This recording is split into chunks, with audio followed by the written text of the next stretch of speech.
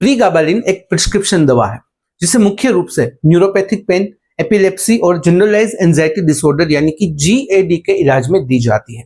यह anti convulsant या anti epileptic medicine की श्रेणी में आती है, लेकिन ट्रेडिशनल गाबा न्यूरोट्रांसमीटर की तरह काम नहीं करती। आइए इसके बारे में थोड़े विस्तार से समझते हैं। सबसे पहले बात करते हैं यूजेस यानी कि उपयोगों के बारे में। प्रीगाबालिन कई स्थितियों में दी जाती है, जैसे कि नंबर 1 है न्यूरोपैथिक पेन, मतलब नर्व से जुड़ा हुआ दर्द। जब नर्व को नुकसान हो जाता है, जैसे कि डायबिटीज में या फिर हर्पिस जोस्टर के बाद, तो जलन, चुभन या सुनपन जैसा दर्द हो सकता है। प्रीगाबालिन इस तरह के दर्द को कम करती है। नंबर 2 है फाइब्रोमाइल्जिया। यह एक ऐसी समस्या है जिसमें पूरे शरीर में मांसपेशी और सॉफ्ट टिश्यू में लंबे समय तक दर्द, थकान और नींद की दिक्कत रहती है। प्रीगाबालिन दर्द और स्टिफनेस को कम करने में मदद करती है। नंबर 3 है एपिलेप्सी या पार्शियल सीजर, मतलब कि मस्तिष्क के एक हिस्से से शुरू होने वाले दौरे जिसमें झटके, सुनपन या चेतना में बदलाव हो सकता है। प्रीगाबालिन इन दौरों की फ्रीक्वेंसी और तीव्रता को घटाती है। नंबर 4 है जनरलाइज एंजाइटी डिसऑर्डर यानी कि जीएडी, यानी लंबे समय तक बिना वजह या छोटी बातों पर भी चिंता बनी रहना।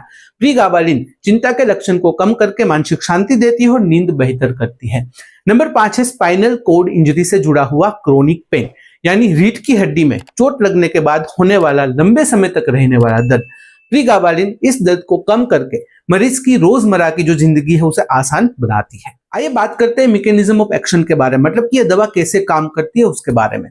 प्रीगाबालिन हमारे शरीर की नव कोशिका पर मौजूद एक खास जगह जिसे अल्फा टू डेल्टा सब यूनिट कहते हैं उससे जुड़ जाती है। यह जगह कैल्शियम चैनल का हिस्सा होती है जिनसे होकर कैल्शियम नव में आता जाता है। जब प्रीगाबालिन इस जगह से जुड़ती है तो कैल्शियम का अंदर आना कम हो जाता है। कैल्शियम का कम होने से नव कम उत्तेजित होती है और वह दर्द या फिर दौरे वाले जो सिग्नल होते हैं वो भेजना बंद कर देती है। साथ ही साथ दिमाग और नव से निकलने वाले कुछ रसायन जिसे न्यूरोट्रांसमीटर कहते हैं उसको भी कम करती है, जिससे दर्द, चिंता और दौरे तीनों में राहत आपको मिल सकती है।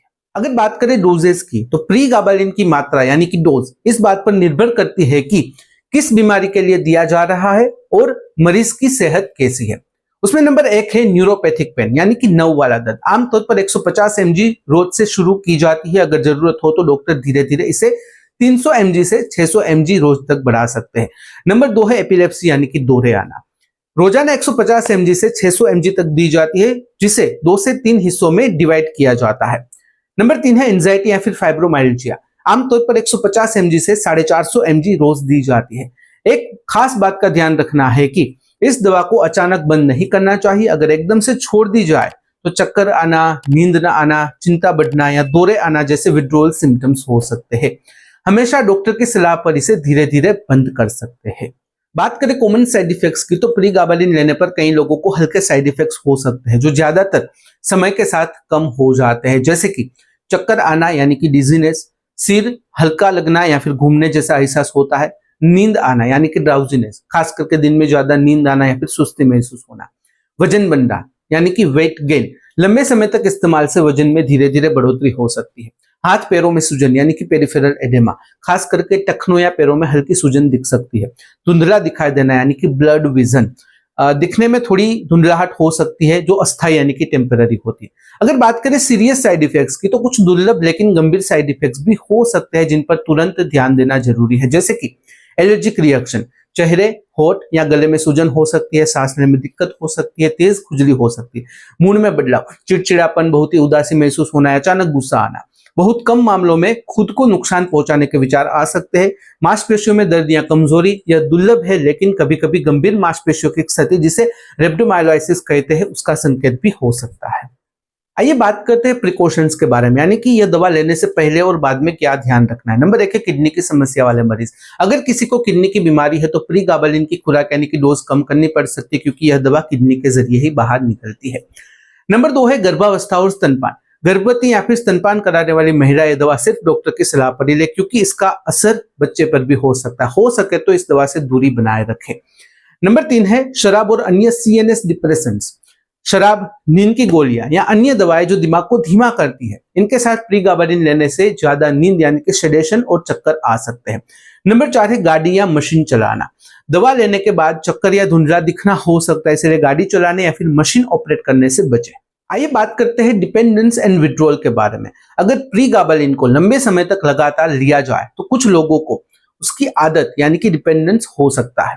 मतलब कि शरीर इसकी मौजूदगी का आदी हो जाता है। अगर इसे अचानक बंद कर दिया जाए तो फिर विड्रॉल सिम्टम्स हो सकते हैं, जैसे कि बेचैनी या चिंता बढ़ना, नींद न आना, सिर दर्द, पसीना आना, जी मचलना, उल्टे जैसा लगना इत्यादि। इसलिए इस दवा को कभी भी अचानक बंद नहीं करना चाहिए। डॉक्टर की सलाह के अनुसार ही धीरे धीरे खुराक कम करके ही इसे बंद करना सुरक्षित माना जाता है। आइए जान लेते हैं इस दवा के लीगल स्टेटस के बारे में। भारत में प्रीगाबालिन शेड्यूल H दवाओं में आती है। इसका मतलब है कि इसे सिर्फ एक रजिस्टर्ड डॉक्टर के प्रिस्क्रिप्शन पर ही मेडिकल स्टोर से खरीदा जा सकता है। बिना पर्ची के बेचना या खरीदना कानूनन गलत हो सकता है। यूके में यानी कि यूनाइटेड किंगडम में इसे क्लास सी कंट्रोल ड्रग के रूप में सूचीबद्ध किया गया है, यानी कि इसका उपयोग सख्त कानूनी नियमों के तहत ही किया जा सकता है। कई जगह पर इसका गलत इस्तेमाल यानी कि मिस यूज देखा गया है, इसलिए वहां भी इस पर कड़ी निगरानी रखी जाती है। तो यह थी सामान्य जानकारी प्रीगाबालिन के बारे में। अगर इस वीडियो से रिलेटेड कोई भी सवाल है कमेंट में बेझिझक पूछ सकते हो। कमेंट में अगर आप अनकंफर्टेबल हो डायरेक्टली मुझे मेल कर सकते हो qa.hm@gmail.com पर। तो फिलहाल इस वीडियो में बस इतना ही। आज का वीडियो ध्यान से देखने और सुनने के लिए आपका धन्यवाद। जय हिंद, जय भारत।